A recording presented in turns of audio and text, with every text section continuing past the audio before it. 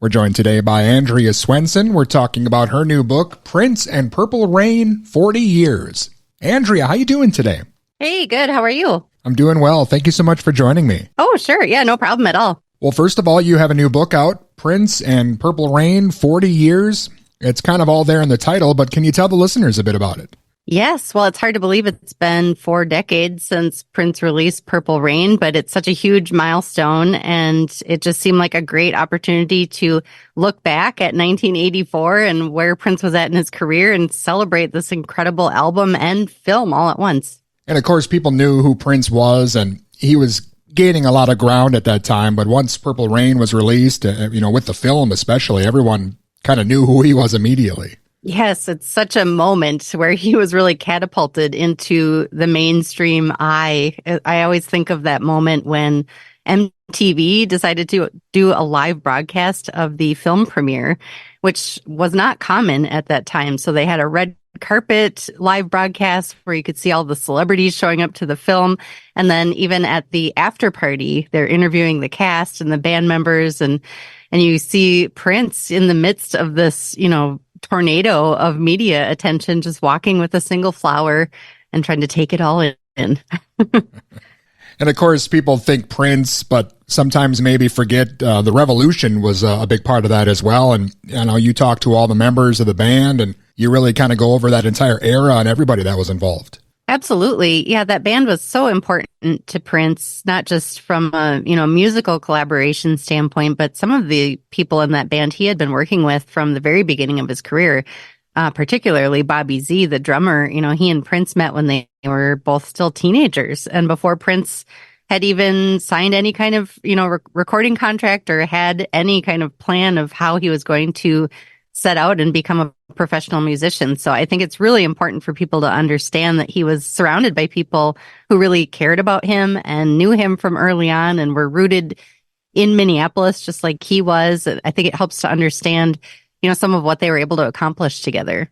That is one thing I appreciate about Prince is, when he was starting out, even to after Purple Rain, when he was a megastar, he still always drew from the Minnesota artists and, always had those guys represented in his bands. Absolutely. That went through his entire career, even to the end. He was still drawing from new talent that he was finding here. He was so inspired by the scene and how vibrant it was. I got a chance to be at a couple shows at First Avenue that included local talent, and he would come down and check it out. He was really excited and plugged in a way that you might not expect for someone as famous as he was. And the book itself is beautiful. There's a lot of pictures in there, a lot of memorabilia, and, things that even mega fans probably have never seen before. Yeah, that was the challenge. You always, Prince fans, they know their stuff and they have everything. They've seen everything. So there's always a challenge when you're going to do something about Prince to try to find something rare and something that is going to surprise these really hardcore fans. So I worked with a couple of collectors to find some rare memorabilia from the era, ticket stubs, and, the really cool thing to me is there's some advertisements that are in other languages to show, just the global impact that Purple Rain had in this period. And then, of course, to see the 7-inch releases and all the different singles that he put out in this era, not just in the U.S., but around the world, to see those different picture sleeves. I think it really brings the story to life in a special way. Definitely. Again, Andrea Swenson's with us. We're talking about her new book, Prince and Purple Rain, 40 Years. And of course, Purple Rain, obviously huge for Prince. Almost seems kind of maybe like a curse in a way as well. He was, immediately trying to distance himself from it and, changing his sound and moving forward basically right when it was out, it seems. Right. I know it's incredible to think about, by the time the Purple Rain tour rolled out, Prince was already finished recording Around the World in a Day, his next album. He was moving on creatively. He was thinking about what he wanted to say next. And there was a little bit of a kind of double-edged sword, I think, with the way he perceived Purple Rain and the success around it, because he didn't want to be pigeonholed. He didn't want to only be known for this one record or this one film. He wanted to, and had already at that point, established himself as an artist that was going to continue putting out new music all the time and reinventing himself. And so, yeah, to have to go on something like the Purple Rain tour, where now there's 75 shows and they're all the same set list, and you're going through these choreographed moves, you can see how an artist like Prince would get very bored very quickly in that kind of situation. Yeah, he did seem to do that a lot in his career, kind of making decisions like that that probably hampered it. You know, he easily could have made Purple Rain Part 2 and Part 3 and probably sold way more albums, but he was always on to the next thing. Yes, yeah, ever a true artist and true to his own muse and his own calling. He really succeeded, I think, for the most part, in tuning out all of those commercial impulses that often will dictate, an artist's career when you're at that level.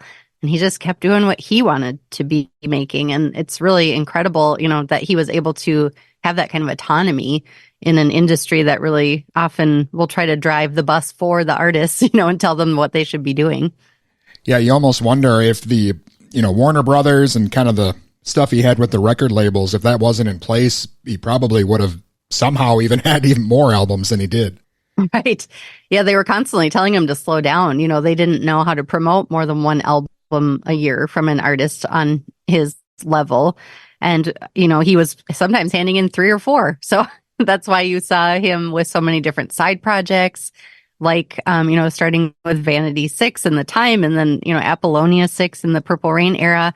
And then he started giving away singles to other artists. He just had so many songs that were pouring out of him in that period. So he was giving songs to the Bangles with Manic Monday, and, producing his band, The Family. They did the original recording of Nothing Compares to You that, of course, went on to be covered by Sinead O'Connor, and just this fountain of hits and melodies and things that were pouring out of him. And the industry could not keep up in any way. Well, Andrea, can you talk a bit about the Prince podcast that you're involved in? Did that come from working with The Current, or how did that all come together for you? Yeah, absolutely. So we started making the Prince podcast when I was still working at The Current at Minnesota Public Radio. But the partnership actually began when Prince was alive. He was really interested in and supportive of our radio station and public radio in general.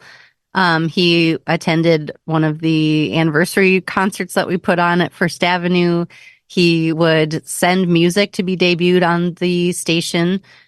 He called a few of us out at different points for meetings, including me at one point.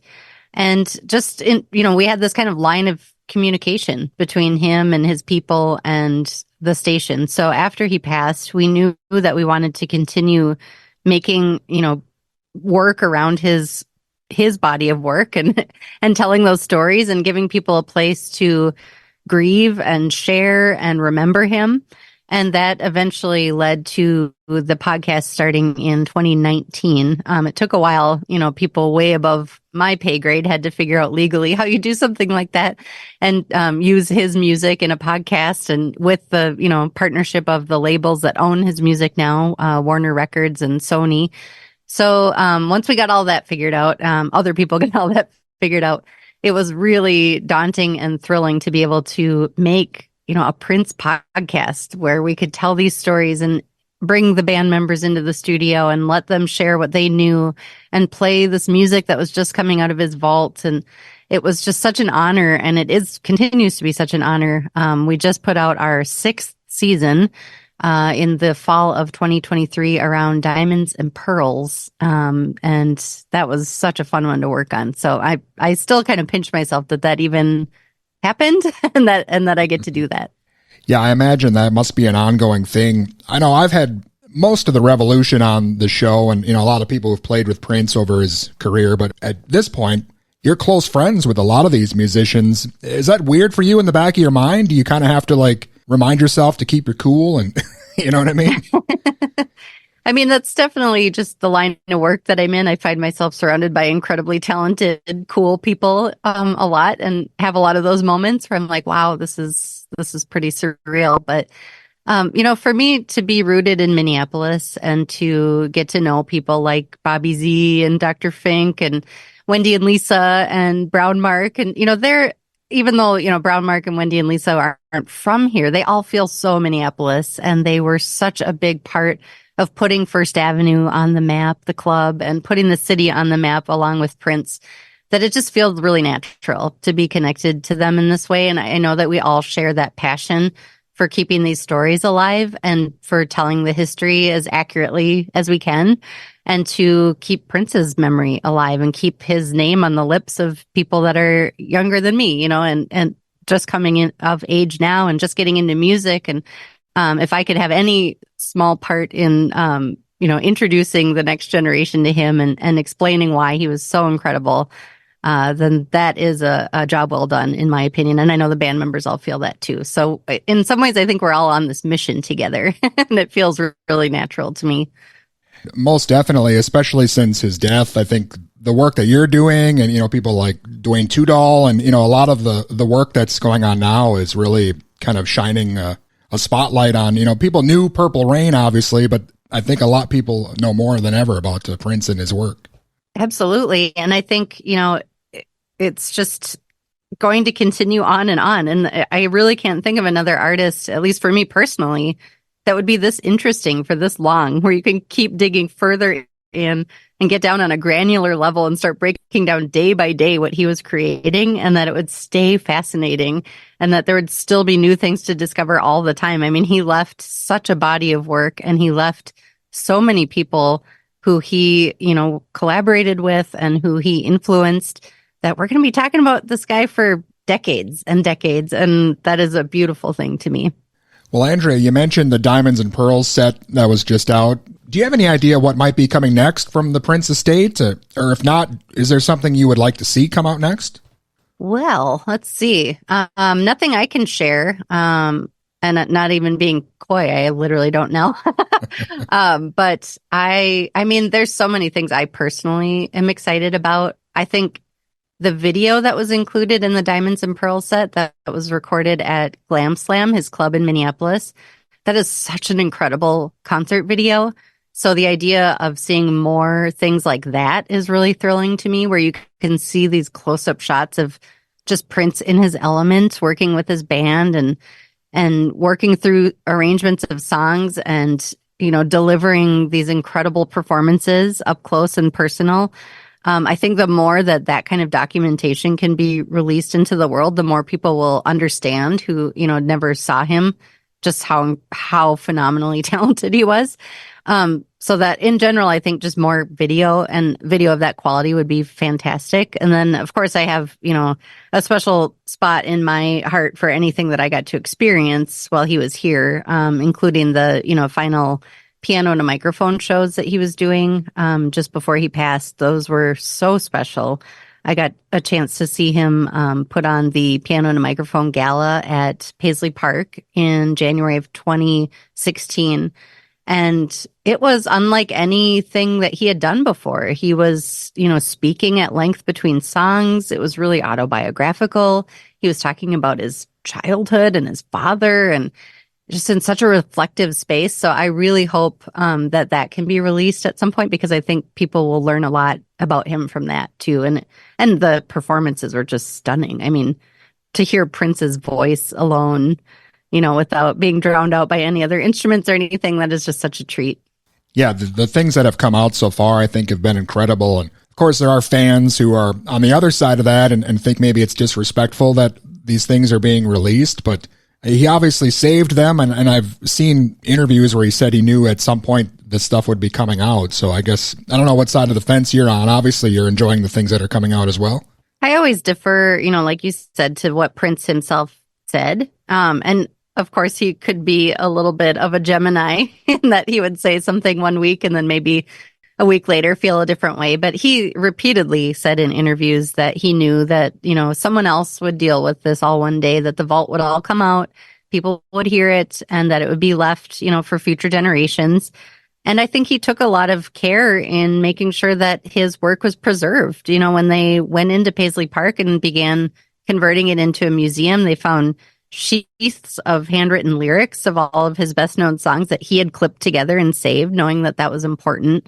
They found all of his clothes from all of the tours and all of the different looks over the years that he saved, knowing that was important. And in one of his final interviews that he gave in the end of 2015, there was a really beautiful quote where he said, this is Americana now. He understood that he was part of a canon of, music and culture in America that needed to be preserved. So I really approach it from that perspective, that it is really important that we approach it like scholars and study it, and that it should be preserved like, of the magnitude that that it deserves. So hopefully, someday a lot of his things will be in museums like the Smithsonian, and future generations can really learn about him.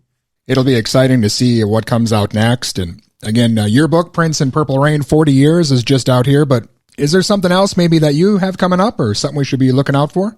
Yeah, I actually have 2 books coming out this year, which is pretty exciting. I didn't intend that. It's just kind of the way the publishing cycles lined up. But I have another book coming out at the end of the summer called Deeper Blues, The Life, Songs, and Salvation of Cornbread Harris. It's a biography of a blues musician here in Minneapolis who's about to turn 97 years old.